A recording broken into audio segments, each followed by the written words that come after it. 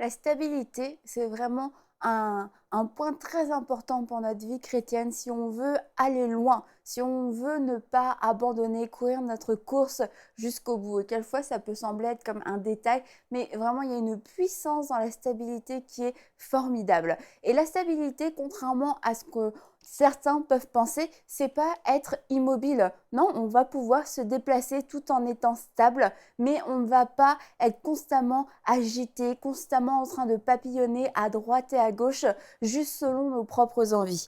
Alors on va lire tout d'abord dans Colossiens 2,7, soyez enracinés et fondés en lui, affermis dans la foi telle qu'elle vous a été enseignée. Soyez enracinés et fondés. Comment pourrons-nous être enracinés en lui si nous sommes toujours en train de papillonner, comme j'ai dit tout à l'heure, en train de nous enlever du pot pour pouvoir nous remettre ailleurs? Il n'y a jamais le temps pour les racines de pouvoir grandir et de pouvoir produire un arbre qui va être fort. Et il y a beaucoup de personnes, elles passent leur vie à être juste des espèces de petites plantes toutes chétives, toutes faibles, parce que constamment, vous êtes en train de vous déraciner. Et on va lire ensemble dans le psaume 92, 13, les justes poussent comme le palmier, ils grandissent comme le cèdre du Liban, plantés dans la maison de l'Éternel, ils prospèrent dans les parvis de notre Dieu, ils portent encore des fruits dans la vieillesse, ils sont pleins de sève et verdoyants pour annoncer que l'Éternel est le droit. Plantés dans la maison de l'Éternel. Nous avons besoin d'être plantés dans notre vie, plantés dans la maison de l'Éternel, plantés en Christ. Nous avons besoin de cette stabilité pour que Dieu puisse faire quelque chose de durable avec nous. Mais le contraire de la stabilité, c'est l'instabilité. Et cette instabilité pousse les gens à constamment se déplanter et juste se poser. Et quelque chose qui est posé, comme ça, c'est posé, je peux juste l'enlever et le déplacer parce qu'il n'y a pas de racines, parce que c'est rattaché à rien du tout. Or, nous sommes des sarments et nous sommes rattachés au cep. La Bible nous dit de demeurer en lui, de demeurer, pas juste nous poser, pas juste passer, pas juste même nous attacher, de demeurer en lui. Et si le cep ne demeure pas, n'est pas fermement attaché, relié au sarment, non, si le sarment n'est pas fortement rattaché au cep, le sarment ne peut pas porter de fruits par lui-même. Il est inutile. Et c'est pour ça que nous avons besoin de prendre le temps de demeurer en Christ, de demeurer attaché, fermement attaché à lui et en lui. Et c'est comme ça que nous allons pouvoir porter du fruit. Et quelquefois, c'est un défi, particulièrement pour les jeunes, de vivre la stabilité. Parce qu'on a l'impression que la stabilité, c'est une espèce de prison. On dit, tu restes ici, tu ne bouges pas. Et parce que Dieu est en train de faire quelque chose dans ta vie, tu as besoin de t'enraciner. Et ça semble, oui, comme une punition. Or, non. Notre désir de porter du fruit doit surpasser quelquefois ce désir d'aventure, ce désir d'aller à droite et à gauche, de commencer mille choses, d'en finir aucune et de ne rien construire. Ça ne veut pas dire que notre vie doit être monotone, on ne fait rien, on ne commence jamais rien de nouveau, on ne fait jamais rien d'un peu plus créatif, on ne fait jamais rien de différent. Mais toutes ces choses-là que nous faisons, nous les faisons dans le Seigneur. Nous le faisons avec l'accord, avec son accord, dans sa volonté. Pas parce qu'aujourd'hui je me lève et puis j'ai envie de faire autre chose. Donc j'arrête ma formation et je commence une autre formation. Et dans un mois, je vais recommencer une autre formation. Et ce qui fait que dans 10 ans, je serai toujours en formation pour peut-être avoir un diplôme, peut-être commencer à travailler si jamais j'arrive à finir ma 10e formation. Parce que, bon, finalement, j'ai changé d'avis, mes goûts ont changé. Et si on se fie seulement à ce que nous, on veut faire, c'est sûr qu'on va aller à droite et à gauche et on va manquer de stabilité.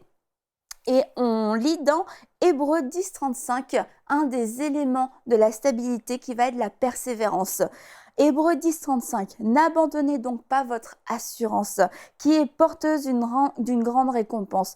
Oui, vous avez besoin de persévérance pour accomplir la volonté de Dieu et obtenir ainsi ce qui vous est promis. Vous avez besoin de persévérance pour accomplir la volonté de Dieu et obtenir ce qui vous est promis. Sans persévérance, nous ne pourrons pas accomplir la volonté de Dieu. Nous ne pourrons pas obtenir ce qui nous est promis. Sans stabilité, sans persévérance. La persévérance, ça va être de continuer à faire ce que je fais. Même si je trouve ça difficile, même si j'ai plus trop envie de le faire, je vais persévérer parce que j'en ai besoin, parce que je veux voir la volonté de Dieu s'accomplir dans ma vie. Je veux voir ces choses que Dieu m'a promises dans ma vie. Mais si je suis toujours en train de me déplacer, de me déplanter, de me déraciner pour pouvoir vivre autre chose, pour pouvoir vivre quelque chose de nouveau, je ne ferai pas la volonté de Dieu et je ne porterai pas de fruits et je ne tiendrai pas ce qui m'est promis. Donc pour toutes ces raisons, oui, je vais rechercher la stabilité dans ma vie. La stabilité, oui, et je vais marcher dans la persévérance. Je décide de ne pas fuir, je décide de ne pas abandonner, même quand c'est difficile, même quand je suis découragée, même quand je suis fatiguée, quand juste j'ai envie de faire autre chose, quand j'en ai marre de faire ce que je fais. Non, je décide que chaque changement que je vais faire, ce sera en accord avec la volonté de Dieu, de dire Seigneur, ta volonté et pas la mienne. Si cette chose-là, je dois la poursuivre, je vais la poursuivre. Et c'est quelque chose qu'on doit développer dans notre caractère le plus tôt possible parce qu'il y a des décisions qu'on prend et qui engagent toute une vie. Le jour où vous vous mariez, vous ne pouvez pas, après du jour au lendemain, dire en fait, je m'étais trompée, hop, à la porte, tu fais des enfants. Oh, finalement, c'était pas vraiment drôle d'avoir des enfants, t'abandonnes tes enfants. On ne peut pas passer notre vie à commencer des choses, à prendre ce qui nous plaît, et puis quand on n'en veut plus, quand on trouve ça trop difficile, d'abandonner tout simplement. Non, nous avons, en tant que victorieux, nous avons cette force, cette puissance, cette capacité de pouvoir persévérer, de pouvoir ne pas abandonner pour accomplir la volonté de Dieu. Et pour terminer, j'aimerais juste vous dire que Dieu ne change pas d'avis tous les jours. La Bible dit qu'il n'y a en lui aucun nombre de variations. Donc ce que Dieu vous a dit hier est encore valable aujourd'hui. Ce que Dieu vous dit aujourd'hui est encore valable demain. Ça ne veut pas dire qu'il n'y a pas de nouvelle saison, mais quand c'est le temps de partir, de se lever et de quitter, Dieu lui-même va le dire. Et ce n'est pas nous qui allons instaurer ces saisons selon nos propres temps, selon nos propres envies, parce que Dieu ne parle pas comme ça pour rien, pour changer d'avis tous les jours. Ah, Dieu veut que je fasse tel travail, Dieu veut que je me marie avec telle personne, et puis le lendemain, tous les plans sont encore différents. On doit prendre le temps de se dire, Seigneur, quelle est vraiment ta volonté? Je veux prendre mon temps dans ta présence, je veux ne pas être pressé dans ta présence, demeurer avec toi et développer cette stabilité dans tous les domaines de ma vie. Pour aller plus en profondeur, vous pouvez lire et télécharger la version complète de cette pensée du jour sur le site enseigne-moi.com.